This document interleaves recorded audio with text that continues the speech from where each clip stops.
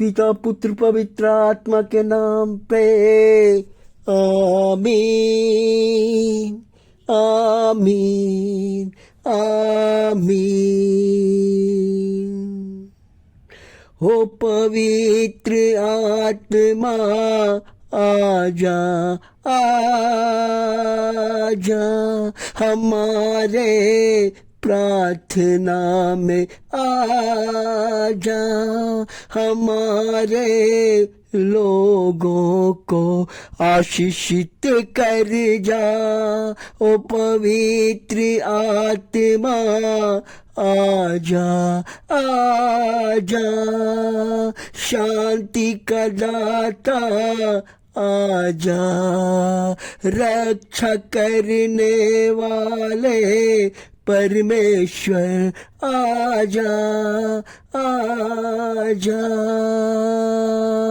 धन्यवाद हो पिता परमेश्वर आज के दिन के लिए, आज की सुबह चमत्कारी प्रार्थना के लिए प्रभु जी हमारे बीच आप आने के लिए मैं धन्यवाद करना चाहता हूँ। हमारे प्रार्थना का उत्तर देने के लिए मैं धन्यवाद करना चाहता हूँ। प्रार्थना करने का बल देने के लिए, शक्ति देने के लिए मैं धन्यवाद करना चाहता हूँ। प्रभु जी आइए और हमारे प्रार्थना में आके आशीषित कीजिए, आशीषित कीजिए, हमारे लोगों को छूइए पिता परमेश्वर, उनके कष्टों को, उनके दुखों को, उनके जीवन की समस्याओं को प्रभु जी हल कीजिए पिता परमेश्वर, उनको समाधान दीजिए, शक्ति दीजिए और ताकत दीजिए पिता परमेश्वर। क्योंकि आपका वचन इस प्रकार कहता है कि ना तो रोपने वाले का महत्व है और न सींचने वाले का, बल्कि वृद्धि करने वाले अर्थात ईश्वर का ही महत्व है। यह अध्याय 1 कुरिन्थियन 3:7 में इस प्रकार लिखा हुआ है, कहता है कि रोपने वाले का महत्व और ना तो सींचने वाले का बल्कि वृद्धि करने वाले का महत्व, यानी ईश्वर का ही महत्व है। जिस प्रकार प्रभु कह रहे हैं कि आप खेत में जाते हैं, आप खेत में जाते हैं और आप बीज रोप देते हैं और पानी पटाते हैं, मेहनत करते हैं, लेकिन आपको सोचना है कि वृद्धि करना वो परमेश्वर का काम है। वृद्धि करना वो परमेश्वर का काम है। जब वो वृद्धि होता है तो वो आप नहीं देखते हैं, लेकिन आप देखते हैं कि बीज डाल रहे हैं, पानी डाल रहे हैं, वो देखते हैं, लेकिन पौधे को वृद्धि होते हुए कोई नहीं देखता है। परमेश्वर कहता है यह काम परमेश्वर का है।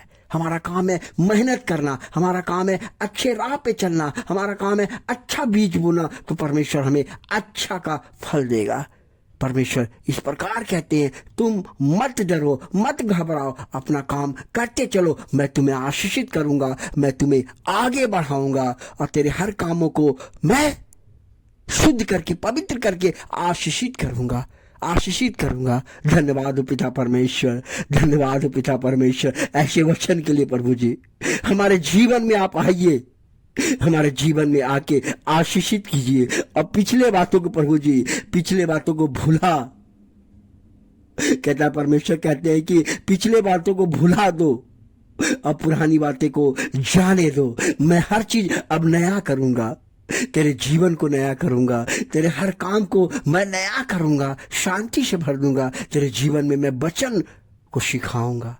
धन्यवाद हो पिता परमेश्वर हमें ऐसी बात बोलने के लिए। प्रभु जी मैं आपको धन्यवाद करना चाहता हूँ। परमेश्वर स्पष्ट करता है, पिछली बातों को जाने दो, पुराने बातों को छोड़ दो, मैं अब सब कुछ नया करूंगा, तेरे जीवन को मैं बदलूंगा, क्योंकि मैं देख रहा हूँ तुम्हारा जीवन कष्टों से रहा है और तुम्हारा कोई भी सुनने वाला नहीं है। तुम चारों बगल घूम घूम के थक गए हो, तुम्हारा उद्धार नहीं हो रहा है। परमेश्वर कहता है मत डरो मेरे भाइयों, मैं अल्फा और ओमेगा हूँ, मैं ही आदि और अंत हूँ। मैं तेरे बाल बच्चे को आशीषित करूँगा, मैं तेरा उद्धार करूँगा। तुम देखोगे और जानोगे और गाँव गाँव में जाकर कहोगे, देखो मेरा जीवन प्रभु ने बदल दिया है। पूरा संसार यीशु का दीवाना है। क्यों दीवाना है जरा सोच के देखो, समझ के देखो और चख कर देखो।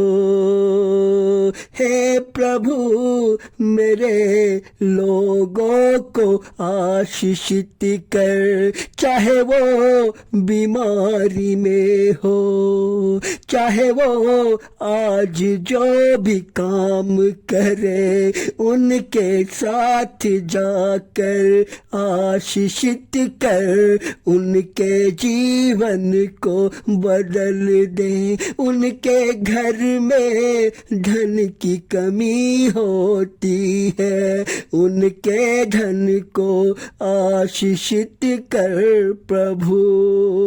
बिजनेस करने वाले को कस्टमर का आशीषित से भर दे। हे प्रभु हम पर दया कर, हमारे लोगों को आशीषित कर।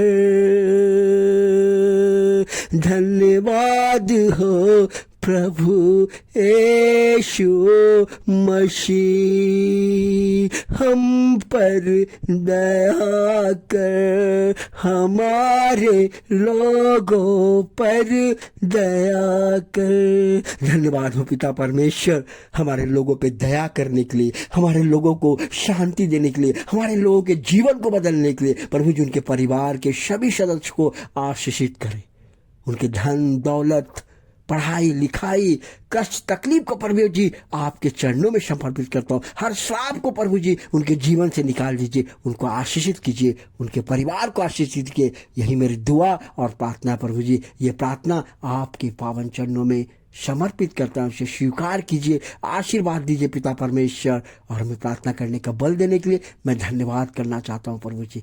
हमारे लोगों को आशीषित करने के लिए मैं धन्यवाद करना चाहता हूँ पिता परमेश्वर। जय यीशु की, जय यीशु की। हालेलुया हालेलुया, आमीन आमीन।